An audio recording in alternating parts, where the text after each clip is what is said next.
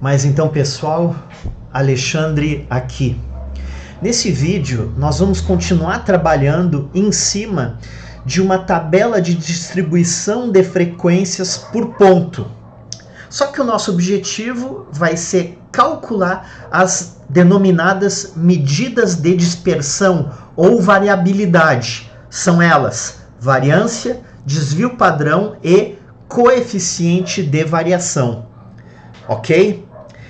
Nós vamos utilizar dessa vez o método longo de cálculo, uma outra forma de cálculo, aliás, uma outra forma de apuração desses valores, certo? Que não a forma calculada na aula anterior. Né? Na aula anterior a gente calculou o método mais rápido, utilizando apenas uma coluna. A gente vai utilizar aqui 3 colunas para apurar as chamadas medidas de dispersão de dados. Vamos, portanto, à tabela. Olha só, gente. Conforme vocês viram nas aulas anteriores, né, que vocês podem acessar pelos cards que eu vou deixar aqui em cima, olha só. A gente tinha ido até a terceira coluna, né, que é a coluna do XI vezes FI para calcular a média, né? Lembrando, gente, como se calcula mesmo a média, a gente pega aqui o 635, né? E vamos dividir pelos 50, né? Ou seja, o que vem a ser a média de uma amostra? X barra igual ao somatório dos FI e XI sobre N, né? Que vai ser 635 dividido por 50, que vai dar 12,7. Chegamos aí, ok? Muito bem.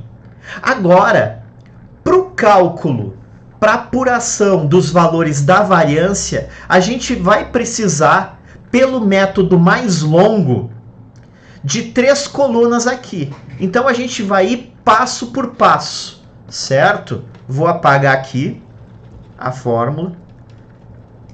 E nós vamos, portanto, gente, fazer aqui, ó. Primeiro lugar, a gente precisa dessa coluna do XI menos média. Apurada a média. Qual a média? A média é este valor aqui, 12,7.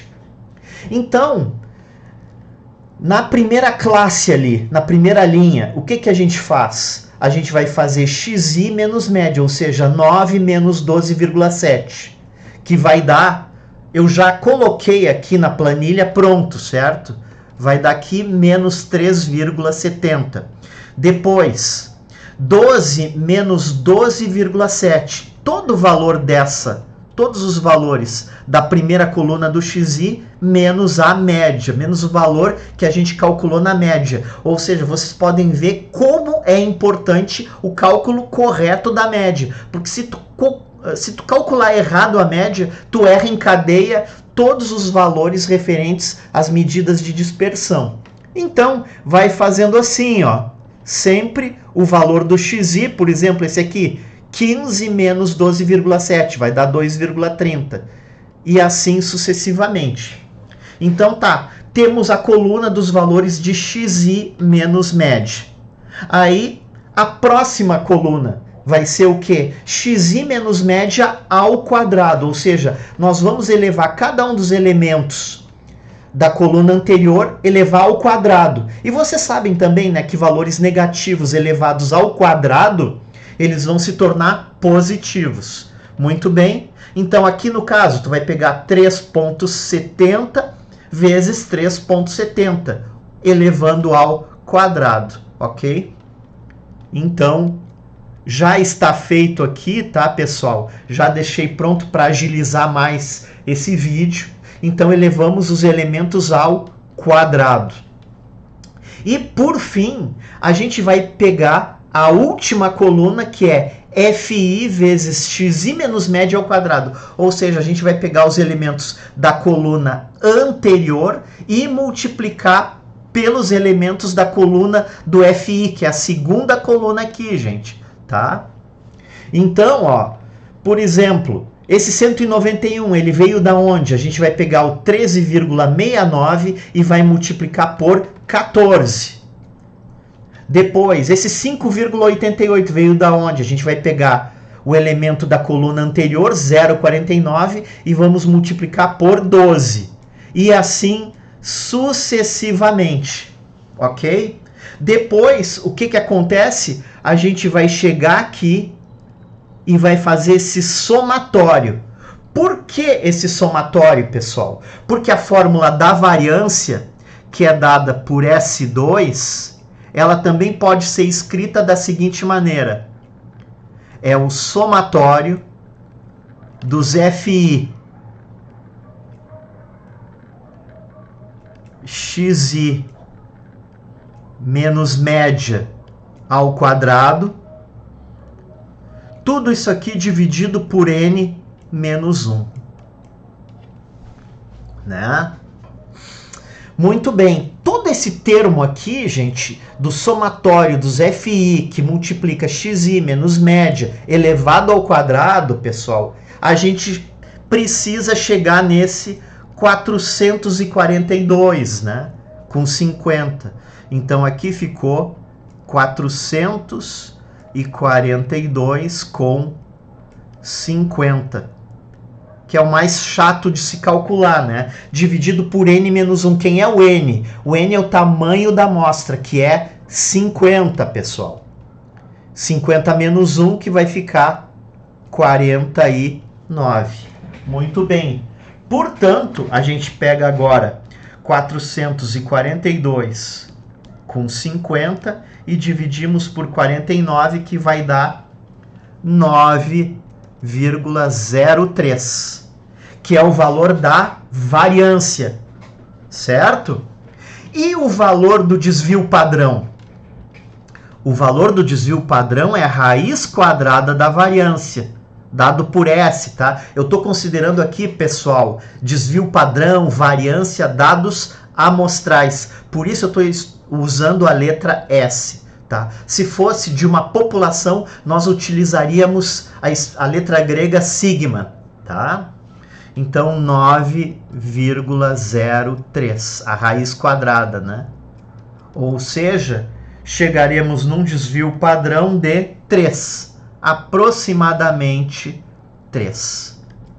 Ou seja, o que é a expressão, qual a interpretação do desvio padrão? É a média dos desvios em torno da média, para mais ou para menos. Vocês podem ver que por essa forma eu chego exatamente ao mesmo valor do que apurado no vídeo da aula anterior, exatamente sobre esse mesmo tema. É que certos professores exigem o cálculo, a forma de apuração de uma maneira, outros de outra. Então, eu prefiro expor aqui para vocês as duas maneiras, né? Eu vou ser franco que eu pessoalmente não gosto de utilizar muito essa forma. Eu gosto de utilizar a forma mais resumida, tá? Que é a do vídeo da aula anterior. Mas também dá para a gente fazer assim tranquilamente, certo? Muito bem, chegamos ao desvio padrão, né? Costumo dizer aqui, e repito, né? A variância é uma ponte para a gente chegar no desvio padrão, porque o desvio padrão a gente utiliza de muitas maneiras o desvio padrão na estatística, né?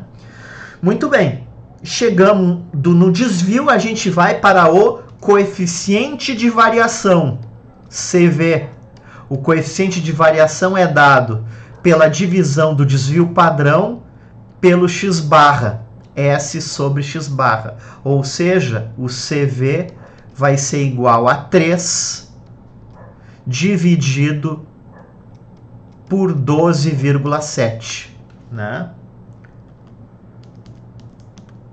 Que vai dar 0, arredondar, tá, gente? 0,24. Muitos autores pegam e multiplicam esse valor por 100. 0,24 vezes 100 daria 24% o CV. Tá? 24%. O que significa isso? O coeficiente de variação. O coeficiente de variação é uma medida de dispersão que serve para comparar diferentes distribuições e saber a comparação da variabilidade entre elas. Por exemplo, a variabilidade aqui pode ir de 0 até 1 ou de 0 até 100, né? Vamos considerar de 0 a 100, 24%. Ela é menor que 50%, né? Ou seja, ela está por aqui. Quanto mais próximo de 0, mais homogênea é a dispersão dos dados. Ou seja, menos dispersos são os dados, né? Os dados são mais próximos de si entre eles. E quanto mais próximo de 100, mais heterogênea é a distribuição, ou seja, os dados são mais dispersos. Conclui-se, portanto, que essa distribuição é uma distribuição mais do tipo homogênea, ou seja, as variabilidades entre turmas, número de alunos por turma é parecido, né? Varia mais ou menos ali do 9 ao 18, né? Do primeiro até o último, ok? A amplitude da nossa distribuição, né, é 9, ou seja, é o maior termo, né, é 18, e o menor termo que é 9, né? Ou seja, 18 menos 9, a amplitude total dessa distribuição é de 9. Mas o seu coeficiente de variação é baixo, 24%, ou seja, a variabilidade dessa distribuição dá para se dizer que é pequena, pois inferior a 50%. Ok, pessoal? Conto com a tua inscrição no canal, conto especialmente com o teu like para que o algoritmo do YouTube entenda que esse vídeo é importante, né? E deixo um abraço para ti, fiquem com Deus, tchau!